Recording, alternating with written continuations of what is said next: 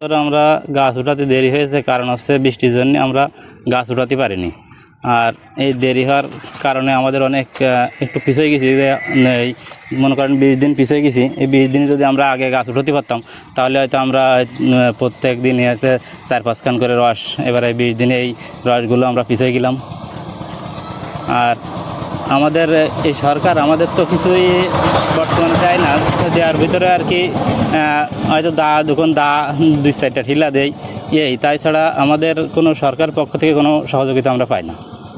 আচ্ছা, গাছে ওঠার যন্ত্র আমাদের আশ্বাস দিছিল যে গাছে ওঠার যন্ত্র আমাদের দিবে, কিন্তু আজও পর্যন্ত আমরা কিন্তু এই জিনিসটা পাইনি। এখন দিবে কিনা তাও আমরা সঠিক জানতে পারছি না।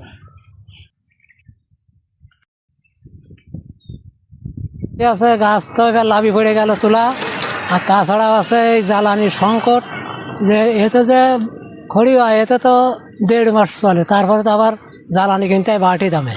এতে তো আমাদের গুড়ির দাম পাওয়া যায় না ওই পরিমাণে, গুড়ির দাম হয়ে যায় কম, আমাদের তো লস এসে যায় ওই জায়গায়। এই জন্যই তো আস্তে আস্তে কেউ নতুন কোনো গাছই আসছে না, আমরা যে কয়টা আছি আনে না কাটলে নয়, তাই কাটতে হচ্ছে। এর জন্যই তো অনেক দূরস্থাত্বের আসা নীতি আসে, গুড় নীতি আসে, আর আসে যদি ফিরে যায় তার তো আবার আর এক জ্বালা, কারণ যে আসলাম গুড় নীতি তা ফিরে যাচ্ছে। এই জন্যে আমাদের এটা আমরা যতদিন পারি ততদিন করবো, যেটুকুনি দেখা যাচ্ছে খড়ি থেকে লই ততটুক, দেখা যাচ্ছে যে খড়ি কিনতে আসে 1 মণ, জ্বালানি কিনতে আসে 150 টাকা করে, 200 টাকা করে। তো এই জ্বালানি কিনে তো আমাদের পাওয়াটা হবে না, পানি জ্বালায় গুড় বানানো।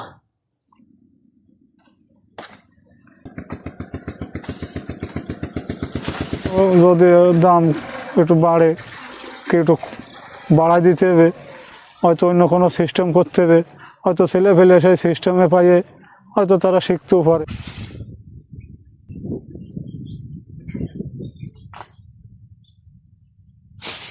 যশোরের যশ খেজুরের রস, এখানে খেজুর গাছের একটি সুনাম রয়েছে। আমাদের জেলায় প্রায় 3,71,000 খেজুরের গাছ রয়েছে এবং প্রতি বছরই সরকারের নির্দেশনায় এবং আমরা নিজস্ব প্রচেষ্টায় খেজুর গাছ রোপণ করছি।